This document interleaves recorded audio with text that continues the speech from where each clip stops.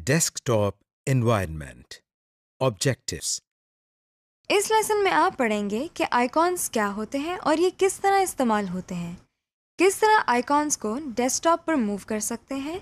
आप इस लेसन में ये भी सीखेंगे कि बेसिक डेस्कटॉप आइकॉन्स कौन से हैं। आप ये भी सीखेंगे कि डेस्कटॉप विंडो के कौन कौन से हिस्से हैं। किसी भी विंडो को छोटा और बड़ा कैसे किया जा सकता है। Working with icons.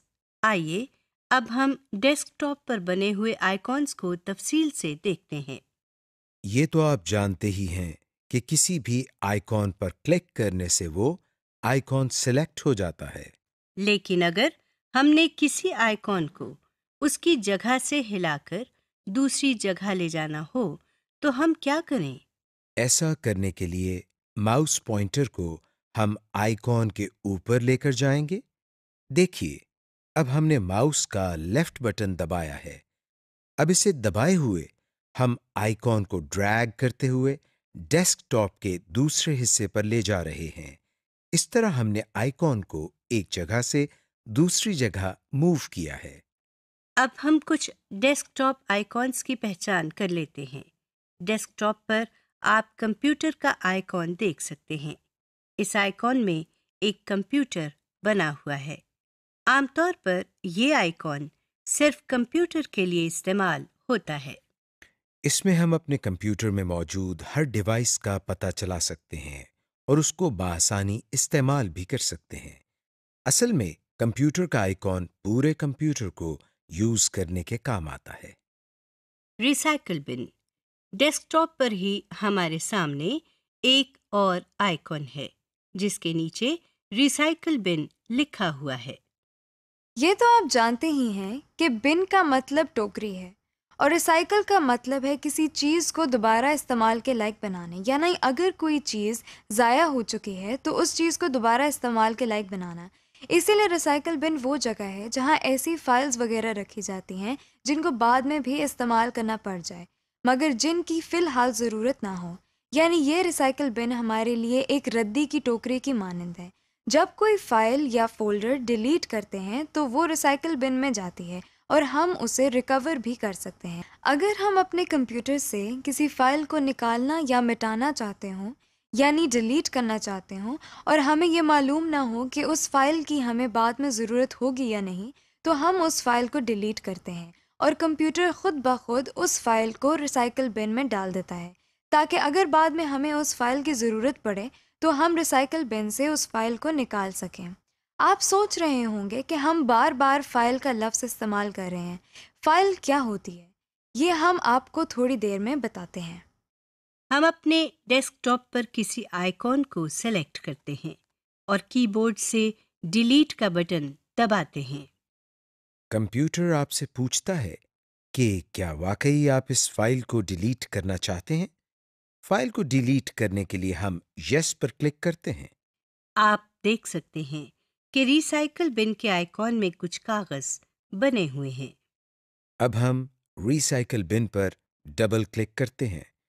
जो विंडो हमारे सामने आई है उसके एड्रेस बार में रिसाइकल बिन लिखा हुआ है। हमारे सामने वही फाइल पड़ी हुई है जो हमने अपने डेस्कटॉप से डिलीट की थी। इसका मतलब ये हुआ कि हमारी डिलीट की हुई फाइल हमारे कंप्यूटर से गायब नहीं हुई बल्कि रिसाइकल बिन में आ गई है। अब हम चाहते हैं कि इस डिलीट की हुई फाइल को अपने कंप्यूटर से निकाल दें। इसके लिए हम मेन्यू बार में बने हुए बटन जिस पर एम्प्टी द रिसाइकल बिन लिखा हुआ है इस पर क्लिक करते हैं। कंप्यूटर ने हमारे सामने एक मैसेज बॉक्स दे दिया है जिसमें वो पूछ रहा है कि क्या हम वाकई इस फाइल को डिलीट करना चाहते हैं। यस पर क्लिक करने से फाइल हमारे कंप्यूटर से निकल जाएगी और नो पर क्लिक करने से हमारे सामने से ये मैसेज बॉक्स हट जाएगा। हम नो पर क्लिक करते हैं।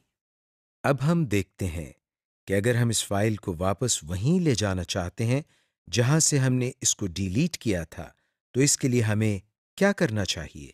अगर रिसाइकल बिन में एक से ज़्यादा फाइल्स मौजूद हैं और किसी खास फाइल को उसकी जगह वापस लाना चाहते हैं तो मतलूबा फाइल पर क्लिक करके उसे सेलेक्ट करें। आप देखेंगे कि मेन्यू बार में रीस्टोर दिस आइटम की ऑप्शन मौजूद है। इस पर क्लिक करने से फाइल वापस अपनी जगह पर चली जाएगी। अगर आपने रिसाइकल बिन में मौजूद तमाम फाइल्स को रीस्टोर करना हो तो किसी भी आइटम को सिलेक्ट ना करें। तो आप देखें कि मेन्यू बार में रीस्टोर ऑल आइटम्स लिखा हुआ है।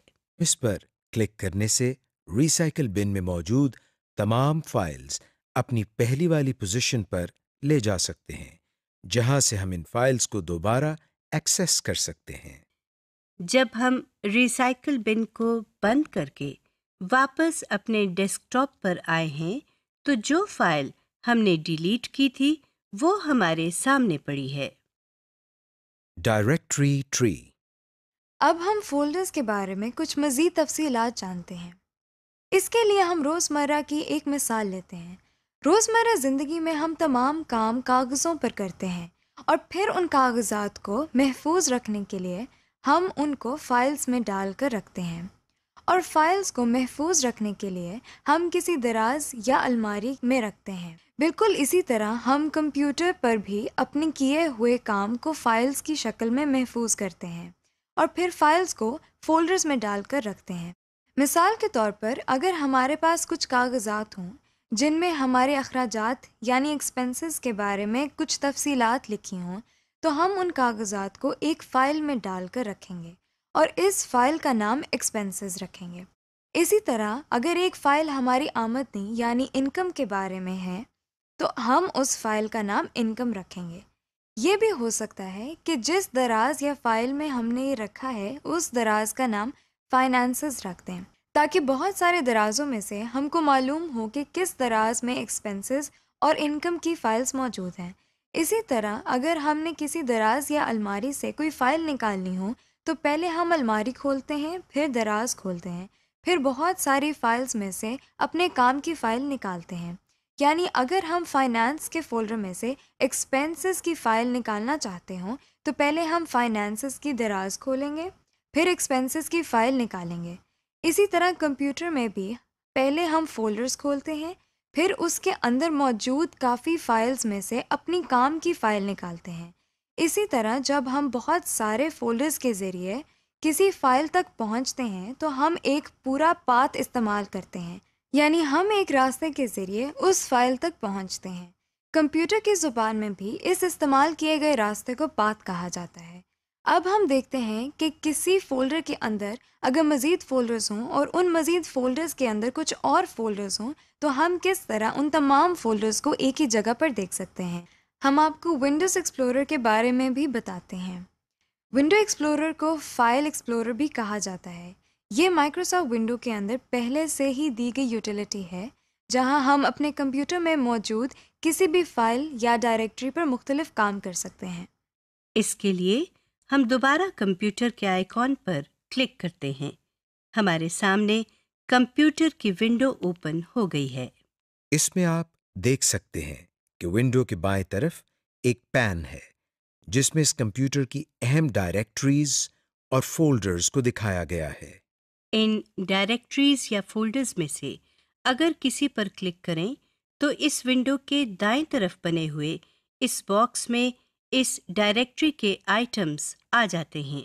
जैसा कि आप इस वक्त देख रहे हैं कि बाएं तरफ से कंप्यूटर सिलेक्ट किया हुआ है, तो इसके नीचे और दाएं तरफ कंप्यूटर के अंदर लगी हुई हार्ड डिस्क नजर आ रही है। अब हम बाएं तरफ से न्यू वॉल्यूम डी पर क्लिक करते हैं तो हम इस हार्ड डिस्क के अंदर मौजूद तमाम फाइल्स और फोल्डर्स को दाएं तरफ देख सकते हैं। दाएं तरफ से किसी भी फोल्डर को सिलेक्ट करके हम मेन्यू बार पर मौजूद मुख्तलिफ ऑप्शंस को इस्तेमाल कर सकते हैं, मसलन रीनेम, ओपन, कॉपी, डिलीट,